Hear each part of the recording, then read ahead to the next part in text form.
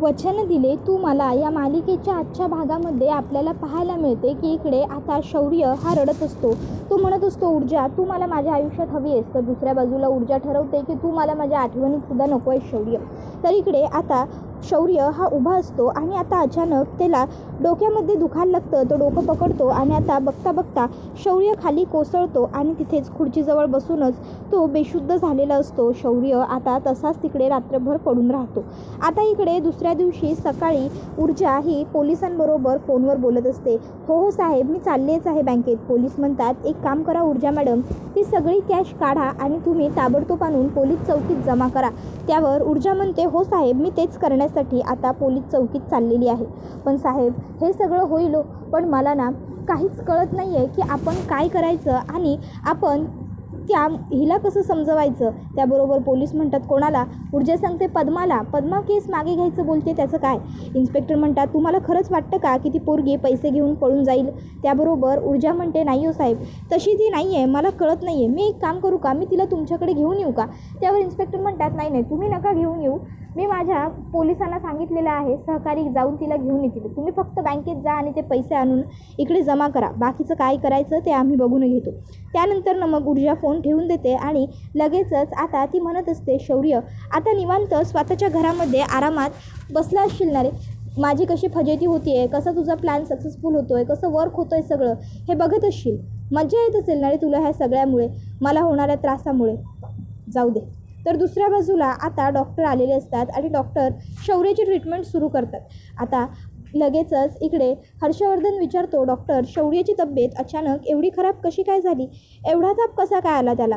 त्याबरोबर आता लगेचच इकडे विजयासुद्धा म्हणत असते, काय चाललं आहे, काय होतं आहे माझ्या मुलाला, मला काहीच कळत नाही आहे. त्याबरोबर मग आता आदित्य म्हणतो, डॉक्टर आता तुम्ही दिलात ना औषध, उतरेल ना लवकर शौर्याचा ताप? त्याबरोबर दुसऱ्या बाजूला इकडे आजी ही मनात म्हणत असते, बाळा तुला काय होतं आहे ते कळतं आहे रे मला. त्याबरोबर दुसऱ्या बाजूला इकडे आता डॉक्टर हर्षवर्धनला घेऊन जरा बाजूला येतात आणि मग ते हर्षवर्धनला विचारतात, साहेब हे सगळं शौर्याला स्ट्रेसमुळे झालं आहे हे जरी नक्की असलं तरी नक्की कसला स्ट्रेस आहे त्याच्या डोक्यात हे कळलेलं नाही आहे. त्यामुळे तुम्ही पहिलं ते क्लिअर करा, नक्की शौर्याने कसला एवढा स्ट्रेस घेतला आहे, कसलं एवढं त्याला टेन्शन झालं आहे. त्याबरोबर मग आता लगेचच आता ते म्हणतात की नाही नाही असं काहीही नाही आहे. त्यावर डॉक्टर म्हणतात की नाही, तुम्हा वकील लोकांचं मला काही कळत नाही. कधी कधी तुम्ही जेव्हा कॉम्प्लिकेटेड केसवर काम करता तेव्हा अचानक तुमचं BP शूट होतं, तुमचं BP हाय होतं, BP लो होतं. तसा काही प्रकार आहे का? शौर्य कुठल्या कॉम्प्लिकेटेड केसवर वगैरे काम करतोय का? त्यावर डॉक्टरना हर्षवर्धन सांगतो, नाही डॉक्टर, तसं काहीही नाही आहे. त्याबरोबर मग डॉक्टर म्हणतात, मग तरीही याला एवढा स्ट्रेस कसला आला आहे ते काही कळत नाही आहे. त्याबरोबर हर्षवर्धन म्हणत असतो की डॉक्टर बरं वाटेल ना त्याला, म्हणजे फार काही सिरियस नाही आहे ना? डॉक्टर म्हणतात की काळजी करू नका, मला आत्ता दुपारी एक सर्जरी आहे, तेवढी करून झाली की मग मी परत येईन, आपण परत बघूया. त्याबरोबर इकडे आता आईसुद्धा बसलेली असते आणि म्हणत असते, काय झालं आहे माझ्या लेकाला? तर दुसऱ्या बाजूला इकडे आजी ही आता शौर्याच्या डोक्यावरून हात ठेवत म्हणते, शौर्य बाळा तुला काय झालं आहे हे मला माहिती आहे आणि आता मलाच काहीतरी करावं लागेल हेही मला माहिती आहे. तर दुसऱ्या बाजूला ऊर्जा ही आता घरी आलेली असते आणि मग आईला आता तिला जे पैसे बँकेतनं मिळालेले असतात ते पैसे ती दाखवते आणि मग म्हणते, आई हे पैसे मी आत्ता बँकेतून आणलेत. त्यावर आई तिला म्हणते की आता काय पुढे? त्याबरोबर ऊर्जा म्हणते, आई आता काय? आता मी हे पैसे व्यवस्थित पॅक करून पोलीस स्टेशनला नेऊन देणार आहे. आई तिला सांगते, जा कपाटामध्ये बघ लिफाफा ठेवला आहे त्याच्यामध्ये व्यवस्थित भर हे पैसे. ऊर्जा म्हणते, हो आई. आणि मग ती आता लिफाफा घेण्यासाठी कपाट उघडते तेव्हा तिला कपाटामध्ये आता त्या पारिजातचा फोटो सापडतो. मग ऊर्जा आईकडे तो फोटो घेऊन येते आणि आईला म्हणत असते, आई तू या लोकांना फोन केला होतास का गं? बोललीस का या लोकांबरोबर? त्यावर मग आता आई ऊर्जेच्या हातामध्ये तो फोटो बघते आणि तिच्या हातातनं फोटो काढून घेत म्हणते, ऊर्जा हे बघ, सध्या तरी या विषयावर बोलावं अशी कंडिशन नाही आहे, आपण नंतर या विषयावरती बोलू, सध्या तू तो फोटो ठेवून दे. त्याबरोबर ऊर्जा ही आईला म्हणते, नाही आई, तू एक काम कर, तू या लोकांना फोन कर आणि यांच्याबरोबर बोलवून घे या लोकांना आपल्याकडे. त्यावर आई म्हणते, ऊर्जा मी म्हटलं ना सध्या ही योग्य वेळ नाही आहे म्हणून या सर्व विषयावर चर्चा करण्याची, तू ठेवून दे बरं तो फोटो. आणि मग आई तो फोटो घेते आणि तिच्या बाजूला ठेवून देते. त्यावर ऊर्जा म्हणत असते, आई म्हणजे तू माझं ऐकणार नाही आहेस का? तू या लोकांना कॉल करणार नाही आहेस का? बोलवणार नाही आहेस का? आता आई काहीच उत्तर देत नाही, गप्पच बसते. त्यावेळी मग ऊर्जा काय करते, ऊर्जा जाते आणि त्या काकूंना बोलवून आणते आणि आता म्हणते की आईचं तुमच्याकडे काम आहे. आता त्या काकू विचारायला लागतात की काय गं, कशाला बोलवलंस, काय काम आहे. त्यावर मग काकू म्हणतात मी बोलवलं. त्यावर त्या काकू सांगतात हो अगं ऊर्जाच निरोप घेऊन आली होती. आई ऊर्जाकडे बघते आणि मग त्या काकू म्हणतात अगं बोल, कशाला बोलवलं होतंस मला, काही काम होतं का. त्याबरोबर पूर्वा आता निरुत्तर झालेली असते. काकू म्हणतात अगं बोल ऊर्जा, तुला माहीत असेल ना, तू सांग मला काय काम आहे आईचं तुझ्या. त्यावर ऊर्जा म्हणते नाही काकू, मला काही माहीत नाही आहे. आई तुझं जे असेल काम ते तू बोलू शकतेस काकूंजवळ, बोलून टाक आई, काकूंना सांग. त्याबरोबर मग मात्र आता आई ही काहीच बोलत नाही आणि म्हणते नाही, काही खास काम नव्हतं ते. त्याबरोबर आता काकूंना लगेचच तिकडे तो फोटो दिसतो. आता काकू तो फोटो हातामध्ये घेत म्हणतात अरे ह्याचं फोटो, हे जाधवांचं स्थळ ना, केलं होतंस काय फोन. त्याबरोबर मग आता पूर्वा म्हणते मी ते केला होता पण त्यांनी उचलला नाही. त्याबरोबर मग आता पूर्वा केला होता पण त्यांनी उचलला नाही असं म्हटल्यावर काकू म्हणतात काय गं तू पूर्वा, असं कुठे असतं काय, एक फोन केला आणि फोन केला नाही म्हटल्यावर काय आहे. तू राहू दे आता, यांना ना मीच फोन करेन, माझ्याकडे आहे जाधवांचा नंबर, नाहीतर दे इकडे, तुझा फोन घेत आहे आणि तुझ्याच फोनवरनं फोन करते, दे इकडे ते तुझा फोन दे. त्याबरोबर पूर्वा हिचा फोन लगेचच आता काकू हातामध्ये फोन लावण्यासाठी घेतात. त्यावर मग पूर्वा ही काकूंना म्हणते काकू थांबा ना, मी करेन ना नंतर त्यांना सविस्तर फोन. आणि तसंही मलाही माझ्या मुलीच्या लग्नाची काळजी आहे असं त्या ऊर्जाकडे बघून म्हणतात. आणि मग काकूंना म्हणतात तुम्ही काळजी करू नका काकू, मी करेन फोन, मी काय करायचं ते बघते. त्यावर काकू म्हणतात बघा पूर्वा, लवकर काहीतरी निर्णय घे, नाहीतर त्या सावंतांच्या पोरीसारखं होईल. पूर्वी तिला चांगली चांगली मागणी येत होती पण तिला दिली नाही आणि आता तिला म्हणजे पुरुषांशिवाय माणसांशिवाय मागणी येत नाही येत. त्याबरोबर मग पुढे आता त्या म्हणतात आणि तसंही हा मुलगा लई चांगला आहे आणि अगं इथं राहतच नाही, तो बाहेरगावी राहतो, त्यामुळे आपल्या ऊर्जाला सुद्धा काही टेन्शन होणार नाही. सगळं कसं आपल्या ऊर्जाचं छान झालं पाहिजे ना, म्हणून म्हणते ग तू लवकरात लवकर काय असेल ते बघून घे, यांना फोन कर. बरं चल माझी भाजी आहे गॅसवर, भाजी करपेल, मला जायला पाहिजे असं म्हणत काकू निघून जातात. त्याबरोबर पूर्वा ऊर्जाकडे येते आणि ऊर्जाला विचारते ऊर्जा काय प्रकार आहे हा सर्व, का केलंस तू असं. त्यावर ऊर्जा म्हणते आई मला माहिती होतं मी असं केल्याशिवाय तू माझं ऐकणार नाहीस आणि म्हणूनच मी हे केलं. आता तरी माझं ऐक, आता तरी त्या लोकांना फोन करून आपल्याकडे बोलवून घे. त्यावर आई म्हणत असते ऊर्जा तू चुकतेस, अगं काल परवापर्यंत तुला तुझ्या कामावर फोकस करायचा होता आणि आज अचानक काय चाललं आहे हे लग्न वगैरे. ऊर्जा म्हणत असते आई बघ ना, मलाच कळत नाही आहे, नाही म्हणजे काल परवापर्यंत मला वाटत होतं की मी बरोबर आहे आणि आज अचानक मला तू सांगतेस की मी चुकते. काय बरोबर काय चूक काहीच कळत नाही आहे. आई म्हणते ऊर्जा अगं काय चाललं आहे तुझं, काय अशी वेड्यासारखी करतेस. ऊर्जा म्हणते आई तुला कळत नाही आहे, काल मी पद्माच्या घरी जात असताना मला शौर्याने भेटण्याचा प्रयत्न केला, त्याआधीसुद्धा आई त्याने मला भेटण्याचा प्रयत्न केला होता. आई जर हे सगळं थांबवायचं असेल, ह्या सगळ्याला फुलस्टॉप लावायचं असेल ना, तर माझं लग्न हा एकमेव पर्याय आहे या सगळ्यावरचा. आणि म्हणूनच मी ठरवलं आहे की आता मी लग्न करणार आणि ह्या सगळ्यातनं मोकळी होणार. मला नको आहेत आई ह्या सर्व गोष्टी, म्हणून म्हणते प्लीज त्या लोकांना बोलव, त्या लोकांना सांग मी लग्न करायला तयार आहे आई, मला लग्न करायचंच आहे, माझं लग्न हा एकमेव पर्याय आहे या सर्ववरचा. त्यावर मग आता लगेचच आई म्हणते अच्छा म्हणजे शौर्याने तुला भेटणं टाळावं, त्याने तुझ्याजवळ येऊ नये ह्याच्यासाठी तुला लग्न करायचं आहे का ऊर्जा, हे कारण आहे लग्न करण्याचं खरंच. त्याबरोबर ऊर्जा म्हणते आई हो. त्यावर पूर्वा तिला समजून सांगते हे बघ ऊर्जा, हे सगळं कधी करायचं, या सगळ्याचं काय करायचं ते मी बघून घेईन, तू या सगळ्यामध्ये बाळा पडू नकोस, तू फक्त तुझ्या कामावर तुझ्या केसवर लक्ष दे. आता सध्या तरी तुला हे पैसे नेऊन पोलीस स्टेशनमध्ये जमा करायचे आहेत ना, तू तेवढंच कर आणि त्यानंतर पद्माचं मन कसं वळवायचं त्याकडे बघ. या सगळ्या गोष्टींचं लग्नाचं वगैरे काय करायचं हे सगळं बघायला मी आहे ना, तू माझ्यावर सोड. ऊर्जा म्हणते आई अगं पण. त्यावर आई पूर्वाला सांगते ऊर्जा प्लीज, मी म्हटलं ना सगळं माझ्यावर सोड, उगाचच्या उगाच तू या सर्व गोष्टींमध्ये पडायला जाऊ नकोस. आईवरती एवढा तरी विश्वास आहे ना ऊर्जा तुझा.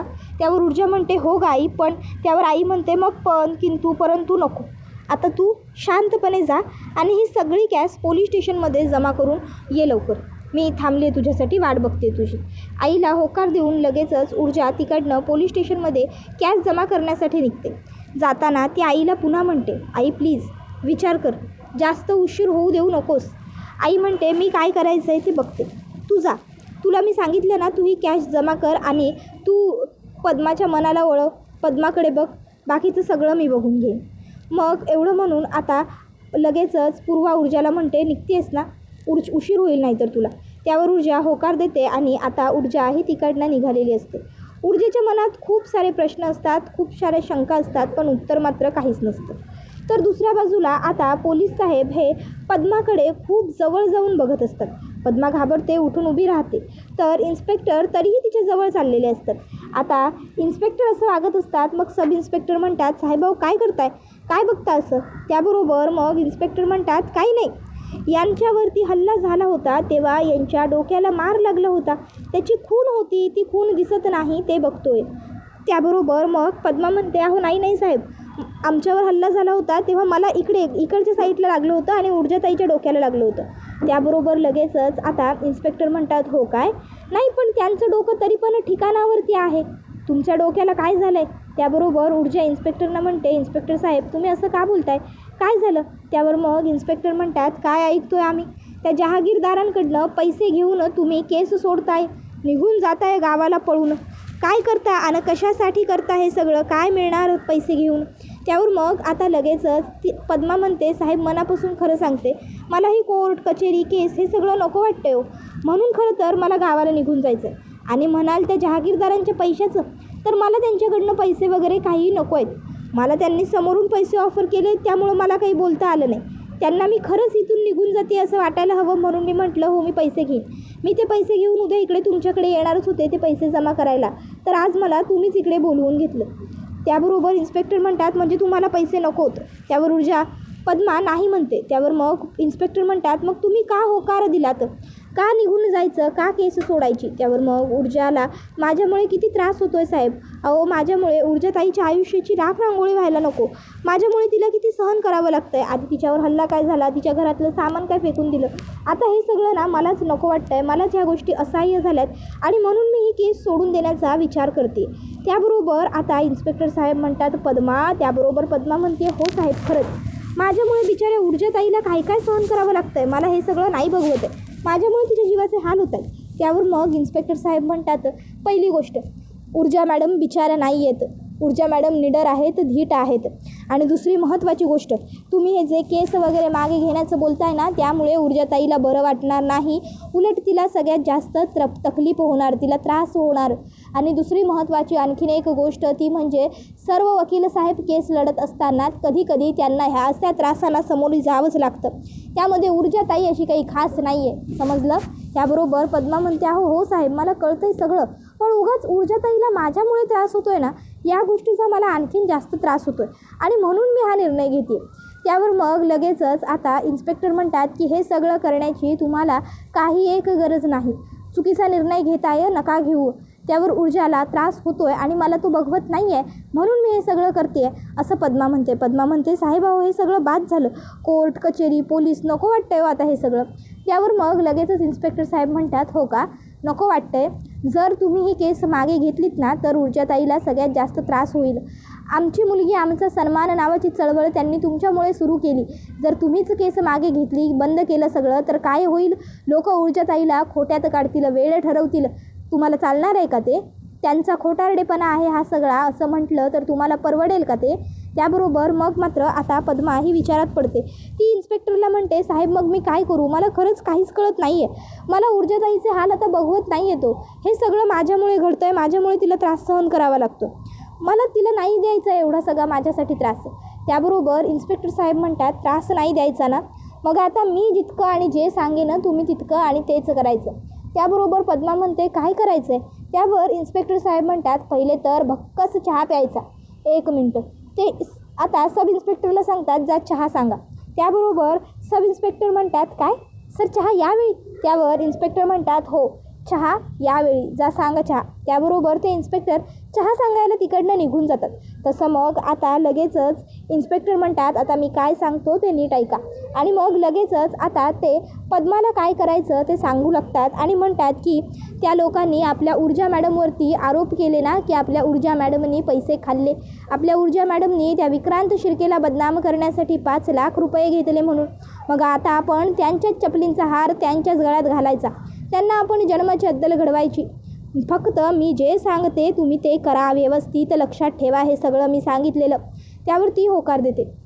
त्याबरोबर दुसऱ्या बाजूला इकडे डॉक्टर परत आलेले असतात. डॉक्टरांनी तपासलेलं असतं, पण अजूनही आता शौर्यच्या तब्येतीमध्ये काहीही सुधार झालेला नसतो. मग हर्षवर्धन म्हणतो, डॉक्टर साहेब अहो हे काय होतं आहे, का त्याच्या तब्येतीत काही सुधार होत नाही आहे, काय चाललं आहे हे सगळं. डॉक्टर म्हणतात मलासुद्धा काही कळत नाही आहे, असं सहसा बहुधा होत नाही, पण हे असं का घडतं आहे.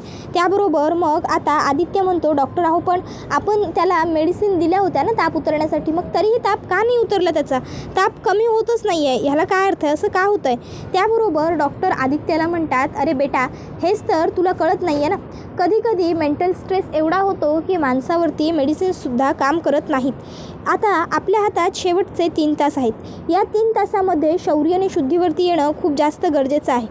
त्याबरोबर आता डॉक्टर असं म्हटल्यावर आदित्य डॉक्टरांना विचारतो, डॉक्टर जर या 3 तासात शौर्य शुद्धीवरती नाही आला तर असं काय होईल. त्यावर डॉक्टर सांगतात तो कोमात जाऊ शकतो किंवा आणखीन काहीही होऊ शकतं. शौर्याच्या जीवाला थोडक्यात धोका आहे, हे लक्षात घ्या. आता हे ऐकून मग मात्र हर्षवर्धनला खूपच जास्त काळजी वाटते. डॉक्टर म्हणतात जर त्याला नाही आली शुद्ध तर मग मात्र त्याला हॉस्पिटलाइज करावं लागेल. तर दुसऱ्या बाजूला ऊर्जा ही पोलिसांना भेटायला आलेली असते. पोलीस हे तिला विचारतात की मॅडम मी सांगतो तसं करायचं आपण. त्याबरोबर दुसऱ्या बाजूला इकडे आता हर्षवर्धन वरती शौर्याच्या रूमकडे बघत असतो. तर ऊर्जा ही म्हणते, हो साहेब पण मला पद्माबद्दल आधी काय झालं ते सांगाल का. मग इन्स्पेक्टर साहेब ऊर्जाला पद्माचा सगळा प्रकार सांगतात. तिला त्रास नको म्हणून पद्मा केस मागे घेत होती हे सगळंच. त्यावर हे ऐकल्यावर मग ऊर्जा म्हणते, बघा साहेब मी म्हटलं होतं ना की पद्मा तशी पैसे घेऊन पळून जाणाऱ्या मुलींपैकी नाही आहे, पद्मा असं नाही वागणार, मला माहीत होतं काहीतरी वेगळं कारण नक्की आहे. त्यावर मग इन्स्पेक्टर लगेचच म्हणतात की मी तिला समजावलं आहे, पुन्हा ती तसं नाही करणार. मग ऊर्जा लगेचच पैसे काढते तिच्या जवळचे आणि ते इन्स्पेक्टर साहेबांना देत म्हणते, साहेब हे पैसे. त्याबरोबर ते पैसे घेतात आणि म्हणतात की आता काळजी सोडून द्या, पुढे काय करायचं ते सगळं आता आम्ही बघतो. ह्या आत्माराम गमरेला आम्ही व्यवस्थित शोधून काढतो आणि ह्या सगळ्या गोष्टीमध्ये याने का हे सगळं केलं हे सगळं आम्ही बघतो. फक्त तुम्ही एक स्टेटमेंट लिहून द्या आम्हाला तुमच्या सहीनिशी की या पैशांबरोबर माझा काही एक संबंध नसतो. त्याबरोबर आता लगेचच इकडे ऊर्जा म्हणते, सर मी जरी असं स्टेटमेंट लिहून दिलं तरी यामुळे हे तर सिद्ध होत नाही ना की मी निर्दोष आहे किंवा मी पैसे घेतले नव्हते. त्याबरोबर इन्स्पेक्टर म्हणतात, कशाला काळजी करता, आम्ही आहोत ना, आम्ही काय करायचं ते बघतो, तुम्ही फक्त स्टेटमेंट लिहून द्या आम्हाला, बाकीचं सगळं पुढचं आम्ही मॅनेज करतो. एकदा का तुमचा या पैशांजवळ संबंधच नाही असं समजलं की मग त्यानंतर अर्धी केस तिथेच क्लोज होते. पुढे आपण त्या आत्माराम गमरेला शोधतच असतो. तो एकदा की सापडला की काय घडलं काय नाही घडलं ते लगेचच आपल्याला सगळं काही कळून जाईल. त्याबरोबर पुढे आता लगेचच इन्स्पेक्टर म्हणतात, या आत्माराम गमरेबद्दल तुम्हाला कोणी सांगितलं हे आणखीन तुम्ही आम्हाला बोलल्या नाहीत. त्यावर ऊर्जा म्हणते, सर मी म्हटलं ना पद्माकडे एक माणूस आला होता आणि पद्माने ही इन्फॉर्मेशन मला दिली, पद्माला आधी समजलं. त्याबरोबर इन्स्पेक्टर साहेब विचारतात, पण मॅडम पद्मा मॅडमना ही सगळी इन्फॉर्मेशन कुणी दिली, पद्माकडे हे सगळं कसं आलं. त्याबरोबर दुसऱ्या बाजूला आजी ही आता घरी आलेली असते. आता ती पूर्वाकडे येते. पूर्वा म्हणते, हे बघा मला काही बोलायचं नाही आहे. त्यावर आजी म्हणते, हे बघ पूर्वा प्लीज प्लीज एकदा मला काय म्हणायचं आहे ते माझं ऐकून घे. हे बघ मी आज शौर्य आणि ऊर्जेच्या लग्नाबद्दल वगैरे बोलायला इथे आलेली नाही आहे, मी तुला विनंती करायला आली आहे, मी तुझ्यासमोर हात जोडायला आली आहे. प्लीज प्लीज शौर्याला आणि ऊर्जाला एकदा भेटू दे. अगं शौर्याची अवस्था खूप वाईट आहे पूर्वा. त्याबरोबर पूर्वा म्हणते, मी तुमच्यासमोर हात जोडते, मी तुम्हाला रिक्वेस्ट करते की प्लीज तुम्ही इकडनं निघून जा, मला असं काहीही करायचं नाही आहे. आजी म्हणते, हे बघ पूर्वा अगं प्लीज प्लीज माझं ऐकून घे, शौर्याची अवस्था खरंच खूप वाईट आहे गं, खूप नाजूक अवस्था झाली आहे माझ्या नातवाची, अगं शुद्धीवर नाही आहे तो, प्लीज माझं ऐक ना, एकदा फक्त त्यांना भेटू दे प्लीज. त्याबरोबर मग लगेचच पूर्वा म्हणते, हो का शौर्य कुठे, जहागीरदारांच्या घरी, मी माझ्या मुलीला जहागीरदारांच्या घरी पाठवू असं तुमचं म्हणणं आहे.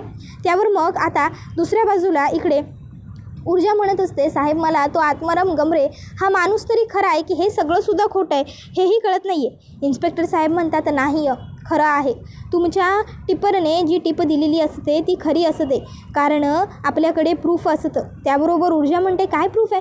त्याबरोबर आत्माराम गमरे हा माणूस खरोखर अस्तित्वात आहे याचा प्रूफ म्हणून इन्स्पेक्टर साहेब आता तिला बँक स्टेटमेंट दाखवतात, ज्यामध्ये तिच्या बँकेमध्ये बरोबर 12:30 वाजता कॅश डिपॉझिट करण्यात आली होती 5 लाख रुपयांची आणि तेव्हाच त्या बँकेच्या दुसऱ्या ब्रांचमध्ये आत्माराम गमरे म्हणजे ज्या माणसाने कॅश डिपॉझिट केली होती तो एकच माणूस बरोबर 12:30 वाजता तिथे दिसतोय CCTV फुटेजमध्ये. त्याचा चेहरा व्यवस्थित कवर झाला आहे. त्याबरोबर मग आता इन्स्पेक्टर सांगतो की तुम्ही काळजी नका करू. मुंबई पोलिसपासून किती काळ लपून राहणार तो. एकदा की पोलिसांच्या हातात आला की त्यानंतर हे त्याने का केलं, कुणाच्या सांगण्यावरून केलं, कशासाठी केलं, या सर्व गोष्टी आपल्याला कळून चुकतील. त्यामुळे टेन्शन घेण्याची तुम्हाला गरज नाही मॅडम. त्याबरोबर ऊर्जा म्हणते साहेब लवकरात लवकर या सर्व गोष्टी क्लिअर व्हायला हव्यात. इन्स्पेक्टर सांगतात काळजी करू नका. माझा हा आत्माराम गमरे हा मेन पॉईंट नसतो. मला त्या विक्रांत शिर्केपर्यंत पोचायचं आहे. त्याने तुमच्यावरती हल्लासुद्धा केला होता. आम्ही त्या सगळ्या लोकांना पकडण्यासाठी अख्खीच्या अख्खी टीम कामाला ठेवली आहे आमची. एकदा का त्यातला एक जरी जण सापडला ना की या विक्रांत शिर्केला आम्ही सोडत नसतो. त्यानेच हे सगळं केलेलं असतं हे सांगणारा फक्त एक पुरावा आम्हाला हवा असतो. तो सापडला की त्यानंतर त्या विक्रांत शिर्केला मी सोडत नसतो. मला फक्त तो विक्रांत शिर्के माझ्या ताब्यात हवा आहे. त्याला मिळवण्यासाठी मी एवढं सगळं करत असतो. त्याबरोबर मग ऊर्जा ही शांत असते. तर दुसऱ्या बाजूला अजूनही शौर्य शुद्धीवर आलेला नसतो. फक्त अर्धा तास उरलेला असतो. विजया आता रडत असते. विजया म्हणत असते शेवटचा अर्धा तास उरला आणि अजूनही माझा लेक शुद्धीवरती आलेला नाही आहे. हे सगळं काय होतं आहे. तर आता दुसऱ्या बाजूला दिव्या ही पद्माला पैसे द्यायला आलेली असते. तर पद्मा म्हणते मला पैसे नको आहेत. दिव्या म्हणते अगं पण तू म्हणाली होतीस ना की तू पैसे घेऊन निघून जाशील म्हणून. पद्मा म्हणते हो पण आता माझी एक अट आहे. त्यावर मग दिव्या म्हणते काय अट आणि तुझी काय अट आहे आता तुझी. त्याबरोबर दुसऱ्या बाजूला इकडे घरी मात्र सगळ्यांना टेन्शन आलेलं असतं की शौर्य शुद्धीवरती काय येत नाही आहे. तर दुसऱ्या बाजूला ऊर्जाला बघायला मुलाकडचे येणार असतात. आई तिला साडी आणि दागिने काढून देत म्हणते ऊर्जा बाळा मी त्या लोकांना फोन केला आहे पण तू नक्की मनापासून तयार आहेस ना. ऊर्जा मात्र काहीच उत्तर देत नसते. ती गप्प असते. त्याबरोबर हा व्हिडिओ इथेच संपतो. व्हिडिओ आवडला असेल तर व्हिडिओला लाईक करा. चॅनलवर नवीन असाल तर चॅनलला सबस्क्राईब करा आणि बेल आयकॉन आठवणीने प्रेस करा जेणेकरून तुम्हाला पुढच्या प्रत्येक व्हिडिओचं नोटिफिकेशन मिळत जाईल आणि सर्व व्हिडिओंचा आनंद हा अगदी उत्तम पद्धतीने घेता येईल. चला तर मग आजच्या पुरतं इथेच थांबूया. पुढचा व्हिडिओ येईपर्यंत टाटा बाय बाय. धन्यवाद.